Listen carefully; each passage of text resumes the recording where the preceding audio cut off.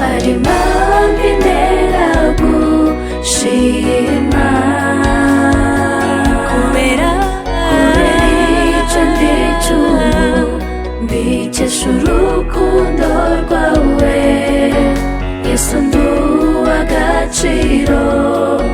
mu maso y'Imana, kubwawe n'igitambo cyawe. Hari impamvu intera gushima, kubera icyo ndicyo ubu mbikesha urukundo rwawe Yesu, nduha agaciro